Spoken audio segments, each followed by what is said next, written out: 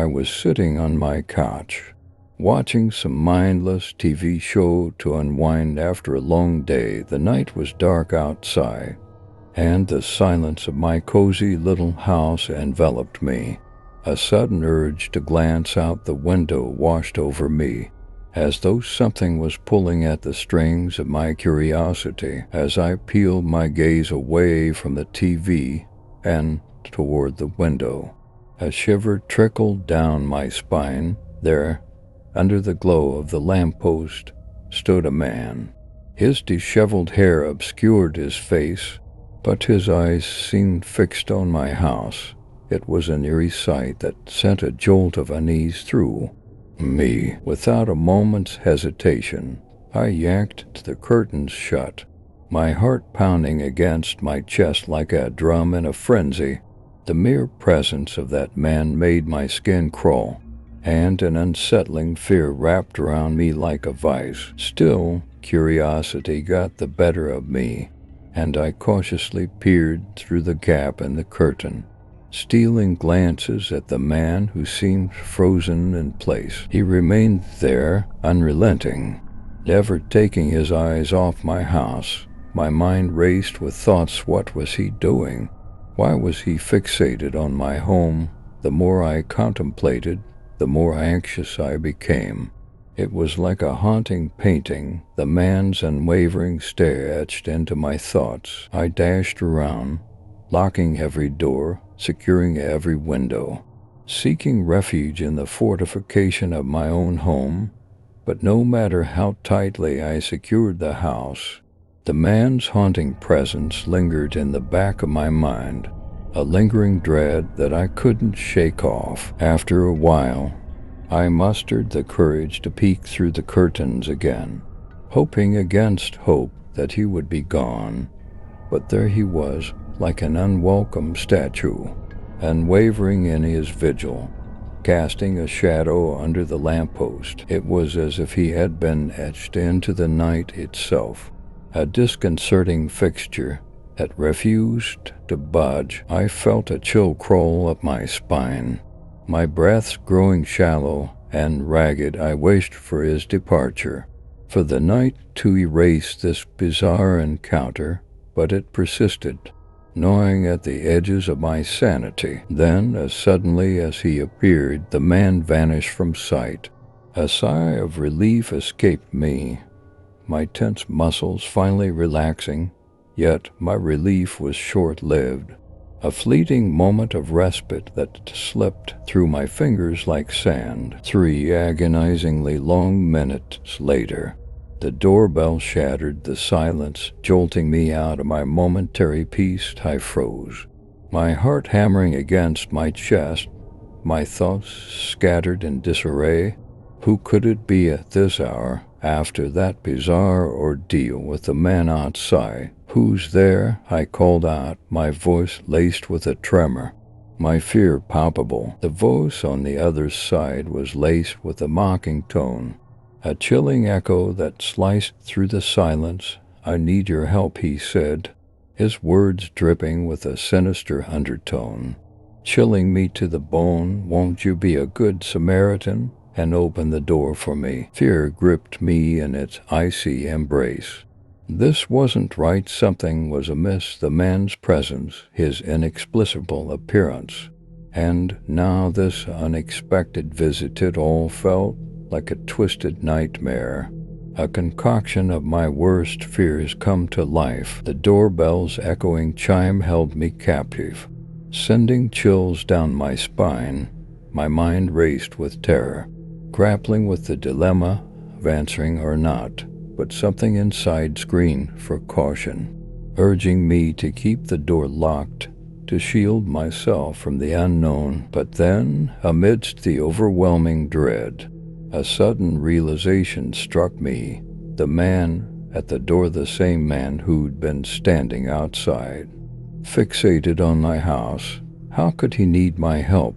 Why did he linger outside, watching me? With trembling hands, I reached for the phone, my fingers fumbling over the buttons in a panicked frenzy. I dialed the emergency number, my voice trembling as I explained the inexplicable events that had unfolded, starting with the man under the lamppost, his haunting gaze, and now this alarming visit. As I huddled by the door, waiting for help to arrive, a series of raps echoed through the house. The man outside was growing impatient.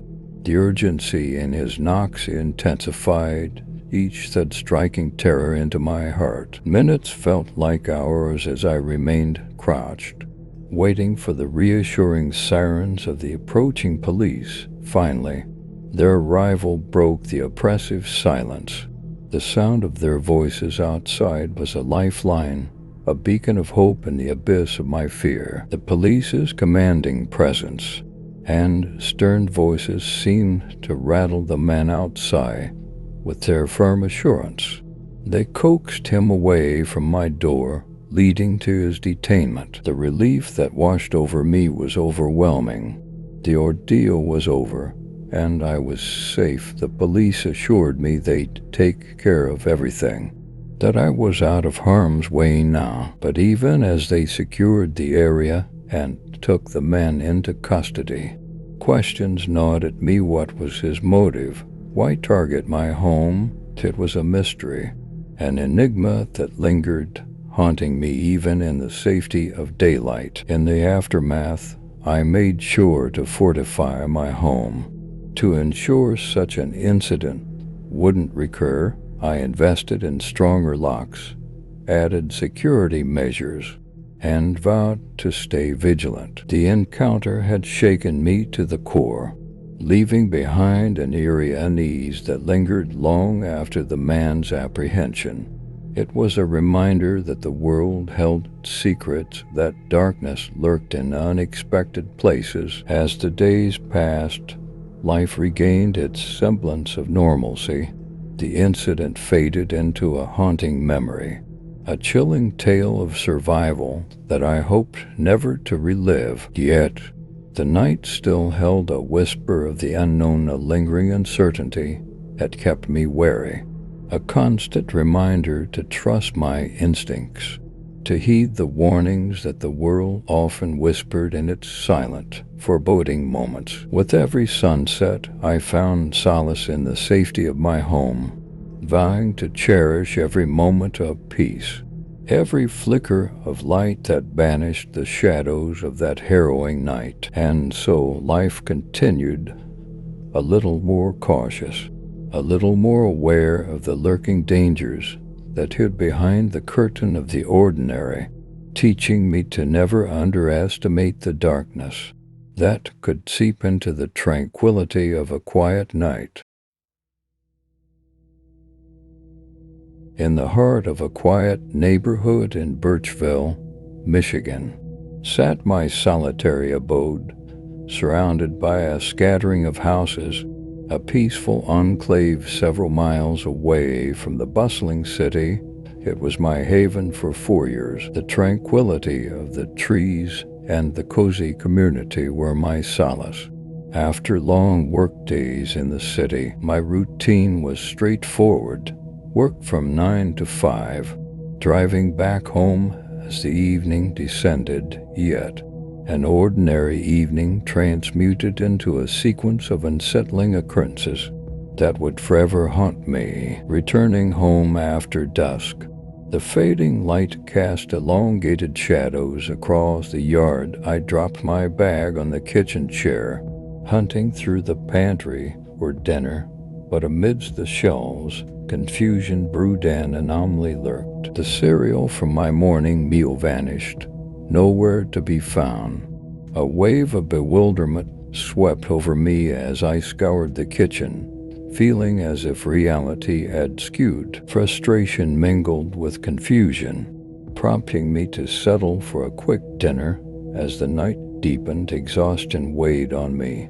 At 10 o'clock, heavy-eyed, I shuffled to the kitchen for a late sip of water. Closing the back porch lights, I caught a glimpse of something eerie, a silhouette amidst the trees at the yard's edge. Just beyond the light's reach, it was an unsettling sight.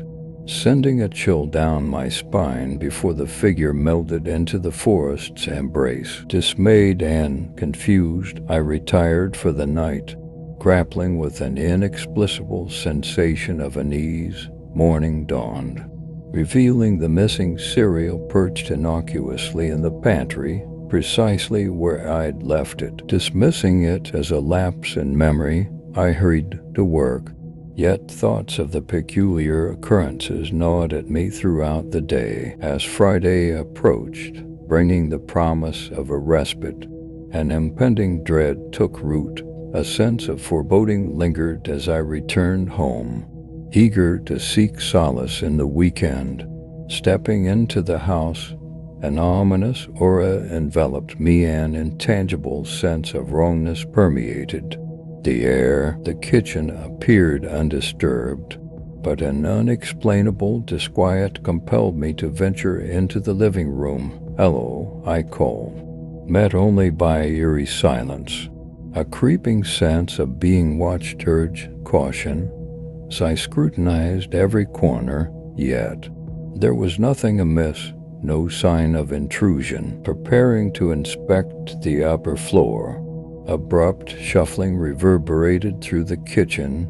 I pivoted, and there, at the far end of the hallway, stood a man, his gaze fixed upon me. Time seemed to halt as our eyes locked. A chilling silence engulfed us, freezing me in place. Without hesitation, instinct took over. I flung the front door open, sprinting into the night, seeking refuge at my neighbor's house.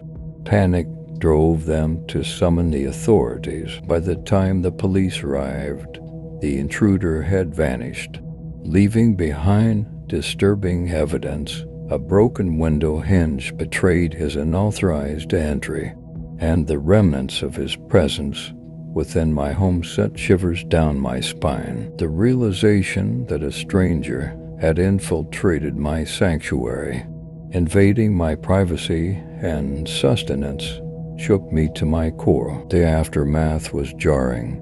Unable to discern the intruder's motives, I resolved to part ways with my home. Seeking sanctuary elsewhere, the haunting memory of his chilling stare lingered, a reminder of the breach that shattered my peace. Once, during my college summer break, I returned to my parents' house, where the basement served as my haven. This vast space, encompassing a bedroom, bathroom, and a cozy TV area, became my retreat while I was home. My arrival coincided with my parents' absence for the night. They had informed me they'd return in a few hours, leaving me alone in the house. After unpacking and organizing my belongings in the basement, I settled in front of the TV. That's when a strange noise echoed from my closed bedroom. It piqued my curiosity, but I remained unperturbed and casually approached the door. As I turned a handle, another noise, the closing of my closet door, startled me. The door hid the source of the sound from view, leaving me bewildered. Concern sparked within me. Only a person could have closed it, and I was home alone. Instead of investigating further, I retreated upstairs. A sense of unease gripped me, and I sought solace in the living room. For a while, nothing disturbed the tranquility. I lounged on the couch, engrossed in TV, until an abrupt noise shattered the calm. An ominous tread climbing the staircase. My parents hadn't returned yet, so who could be ascending the steps? I glimpsed a figure older than me, unkempt with a beard and long hair, ascending toward me. His erratic demeanor hinted at possible intoxication or worse. I stood, apprehension coiling within me, demanding to know who he was. Silence greeted me. His silent advance fueled my fear. I warned him to leave or face the consequences, ignoring my plea. He kept advancing, his unsettling gaze fixed on me. I backed away, my voice quivering with alarm. Cornered. I dodged to the side, fleeing to the farthest corner of the house as the stranger charged. I evaded his grasp, but he caught my leg, sending me sprawling. I scrambled up, darting for safety, but he persisted, lunging at me. Fear consumed me as I dodged, narrowly avoiding his attack. With adrenaline coursing through me, I bolted downstairs, each step a desperate bid for escape. Reaching the basement door, I burst outside.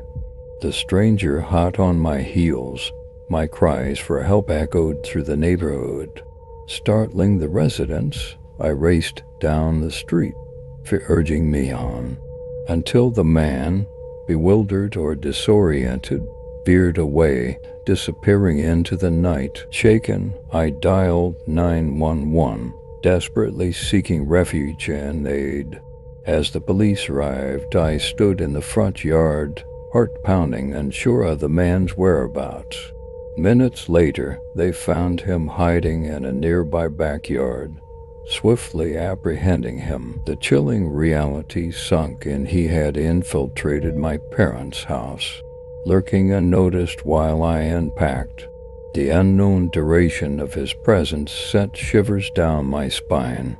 The thought of him coexisting with me under the same roof, undetected, gnawed at my sense of security. The lingering questions remained unanswered: how he gained access, how long he lurked in the house, and what sinister intentions he harbored. His presence, undetected and menacing, left an indelible mark, forever haunting the safety of my haven.